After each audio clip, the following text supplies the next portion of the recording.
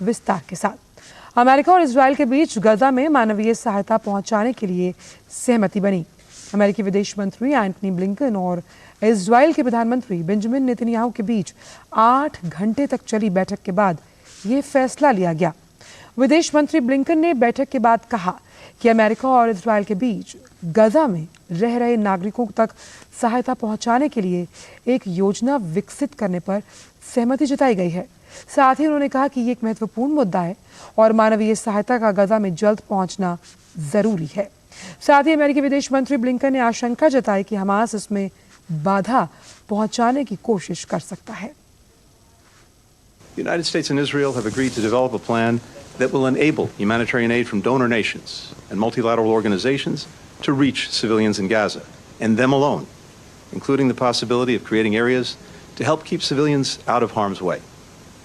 It is critical that aid begin flowing into Gaza as soon as possible. We share Israel's concern that Hamas may seize or destroy aid entering Gaza or otherwise preventing it from reaching the people who need it. If Hamas in any way blocks humanitarian assistance from reaching civilians, including by seizing the aid itself, we'll be the first to condemn it, and we will work to prevent it from happening again. We welcome the government of Israel's commitment to work on this plan.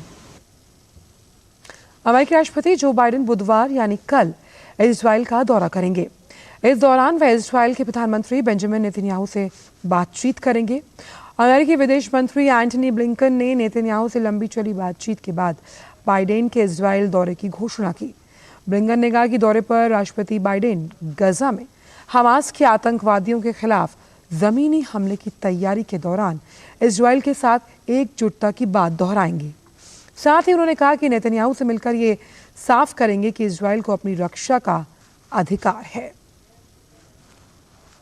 Today, President Biden will visit Israel. He's coming here at a critical moment for Israel, for the region, and for the world. And he's coming here to do the following. First, the President will reaffirm the United States' solidarity with Israel and our ironclad commitment to its security. President Biden will again make clear, as he's done unequivocally since Hamas's slaughter of more than 1,400 people, including at least 30 Americans, that Israel has the right and indeed the duty to defend its people from Hamas and other terrorists and to prevent future attacks. The President will hear from Israel what it needs to defend its people as we continue to work with Congress to meet those needs.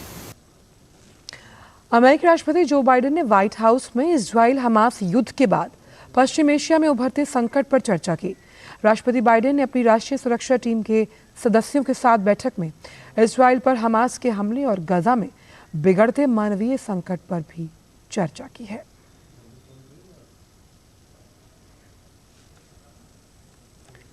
यूरोपीय संघ ने गजा में मानवीय सहायता पहुंचाने के उद्देश्य से मिस्र तक एयर ब्रिज ऑपरेशन शुरू करने की घोषणा की। इसका उद्देश्य अलग अलग संगठनों से पहुंचाई जा रही सहायता को गजा तक पहुंचाना है। यूरोपीय आयोग की अध्यक्ष उर्सुला वॉन डेर लेयन ने अल्बानिया के तिराना में एक प्रेस कॉन्फ्रेंस के दौरान घोषणा करते हुए कहा कि यूरोपियन यूनियन ने अपनी मानवीय सहायता को तिगुना बढ़ाने का फैसला किया। गजा में नागरिकों को सहायता पहुंचाने के लिए ईयू अब 7.5 करोड़ यूरो से ज्यादा की सहायता मुहैया करवाएगा। इसी प्रेस वार्ता के दौरान जर्मनी की चांसलर ओलाफ शोल्ज ने इजरायल के साथ एकजुटता दिखाते हुए सुरक्षा स्थिति के मुद्दे पर चर्चा की और साथ ही संघर्ष को आगे बढ़ने से रोकने पर भी चर्चा की। इजरायल और हमास के बीच जारी युद्ध का आज 11वां दिन है। इजरायल में चप्पे चप्पे पर इजरायली सैनिक और वाहन तैनात हैं। इजरायल के आतंकवादी समूह हमास को उसके द्वारा किए गए हमले के प्रतिशोध में नष्ट करने का ऐलान किया। इजरायल हमास युद्ध के बीच अब तक सैकड़ों लोगों की जान जा चुकी है, जिनमें काफी संख्या में बच्चे भी शामिल हैं। वहीं संघर्ष में सैकड़ों लोग भी जख्मी हुए।